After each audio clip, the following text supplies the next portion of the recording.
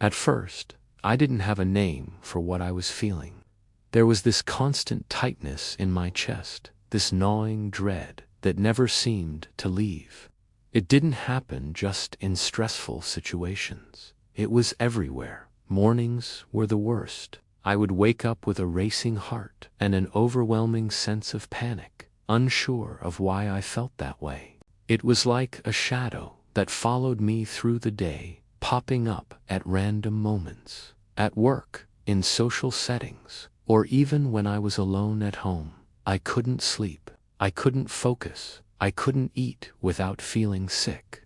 I felt isolated and completely exhausted, but I pretended everything was fine. For months, I tried to push through it, thinking it would eventually go away. But the truth was, it wasn't going away. It was getting worse. And I knew I couldn't keep living like this. It wasn't a sudden breakdown, but a slow realization that something had to change. One day, I was sitting in my car, parked in the driveway, the engine off. The world outside was quiet, but inside me, everything felt like chaos. I was exhausted. I had been living in this constant state of fear and overwhelm. I felt disconnected from myself. I wasn't living. I was merely surviving. The anxiety had become so constant, so loud, that it was drowning out everything else. I just couldn't keep going like this. In that quiet moment, I looked at myself in the rearview mirror and thought, this can't be my life anymore. I wasn't angry. I wasn't upset. I just knew something had to change. I didn't want to live in constant fear anymore. I wanted to feel alive again, to find peace in the midst of it all. I didn't want to rely on medication or doctors to fix me. I wanted to take control of my life and heal on my own terms. I realized that healing wouldn't come from a pill or from external solutions alone. I had to do the work every single day, one small change at a time. 1. Grounding exercises. The first tool I used was grounding. Whenever my anxiety would escalate, I'd start by doing the 5-4-3-2-1 technique. It was simple but effective. 5 things I could see, 4 things I could touch, 3 things I could hear. Instead of being overwhelmed by racing thoughts, I brought my focus back to the world around me. It calmed my mind and reminded me that I was safe. 2 things I could smell. 1 thing I could taste. This grounded me in the present moment. 2. Deep breathing exercises became another lifeline. The simplest one was box breathing. I would breathe in for 4 seconds, hold for 4 seconds, exhale for 4 seconds, and hold again for 4 seconds. Doing this, especially when I felt panic rising, gave me a sense of control. It slowed down the fight or flight response and helped reset my nervous system. It wasn't about erasing anxiety, but about learning how to manage it. 3. Journaling. Journaling was an incredibly important part of my healing journey. Every morning, I would write down what I was feeling, what triggered my anxiety, and what I was grateful for. This practice of self-reflection gave me clarity. It helped me understand what caused my anxiety and how I could approach it differently. It also helped me focus on the positive aspects of my life, even when anxiety tried to overwhelm me. 4. Daily walks or mindful movement. Even simple walking helped release tension in my body, and it allowed me to think more clearly. I didn't want to jump into intense workouts or run a marathon, but I knew I needed to move my body. So I started walking every day. At first, it was just a few minutes. Then I built it up to 20 to 30 minutes.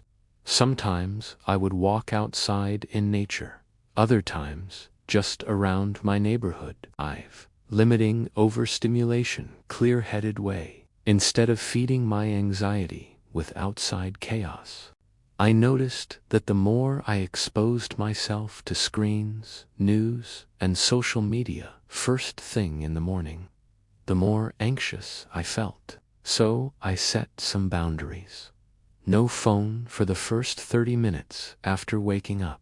No caffeine in the afternoon. Limiting my time around loud noises or overwhelming environments. This helped me start my day in a calm. 6. Creating a calming morning and evening routine. The mornings were especially hard for me, so I knew I had to create a calming ritual. My morning routine became sacred. I would wake up, drink warm water with lemon, and spend a few minutes stretching or meditating. At night, I would wind down with a warm bath, soft music, and no screen time. These habits gave me something. I would get caught in a cycle of anxiety, letting it control me. But practicing box breathing when I first felt that familiar panic gave me something to hold on to look forward to, and helped me feel grounded at the end. I stopped fearing my anxiety. It wasn't something to escape from. It was something I could manage. Start and end of each day. 7. Seeking support eventually. But now I know I can manage it. I can feel the anxiety, acknowledge it, and move forward. I take deep breaths, ground myself, and remind myself I am safe. I reached out for help. I wasn't ashamed, but I knew I couldn't do this alone. I began seeing a therapist and exploring coaching options. Talking to someone helped me feel heard and supported, and the tools they provided became a big part of my healing. These changes weren't drastic. They didn't cure my anxiety overnight, but they gave me tools I could use every day. I stopped relying on external fixes and began focusing on what I could do for myself. As I look back, the things that truly helped me most weren't always the ones I expected. It wasn't about one huge breakthrough. It was about consistently doing small things that added up over time. 1. Breathing exercises. When panic started, one of the biggest shifts I made was learning to breathe. Not just when I was calm, but when I felt panic starting to rise. In the past, I could breathe my way through it. Instead of spiraling, every breath made me realize I could manage this. 2. Talking to anxiety instead of running from it for a long time. I avoided my anxiety. I tried to push it down, pretending it didn't exist. I'd say, I see you, but you don't control me. But once I started acknowledging it, even talking to it, everything changed. Instead of thinking of anxiety as the enemy, I started seeing it as a signal. I hear you. This shift helped me reclaim my power. 3. Creating safe spaces at home. One of the most comforting habits I created was designing spaces at home that felt safe. I set up areas in my house where I could retreat when I needed to calm my mind. Whether it was a comfy corner for reading, a quiet spot by the window, or just sitting on my bed in silence, these little safe spaces helped me center myself. They reminded me that I could always come home to peace. 4. Practicing self-talk. I am sane. I can handle this. One of the most powerful tools I used was, instead of berating myself for feeling anxious, I began saying, I am safe. I can handle this. When anxiety would hit, I'd repeat these affirmations. At first, it felt strange, but over time, those words became anchors. They calmed my racing thoughts and reminded me that I was okay, even in the midst of panic. Today, I'm not anxious. I still have anxious moments, and some mornings are harder than others. But the difference is I'm not afraid of it anymore. I used to think anxiety was something that had control over me, something I could never escape. I no longer let it dictate my day. Instead of trying to avoid it, I've learned how to handle it when it comes. And if you're watching this, struggling with your own anxiety, I want you to know this. You don't have to be perfect. You don't have to eliminate anxiety from your life completely. Healing isn't about becoming anxiety-free. It's about learning how to live with it in a way that doesn't control you. If you're in that place right now, feeling overwhelmed, isolated, or stuck, I want to encourage you. 1. Start with one small habit. You don't need to change everything at once. Start with something simple, like taking a few deep breaths or writing down one thing you're grateful for. 2. Talk to yourself like someone you love. But you deserve compassion. Be gentle with yourself. You're doing the best you can.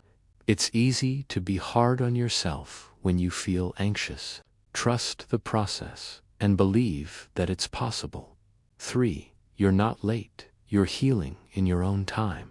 It's a slow, steady process, but you are capable. Healing is a journey. Don't rush it. Healing isn't a straight line, and you are worthy of peace. You don't have to be perfect, and you don't have to fix everything at once. If you're in the middle of it, struggling with anxiety, feeling like it's taking over your life, I want you to hear this. You are not broken.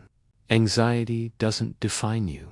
It's just a part of your story, and it doesn't have to control your future.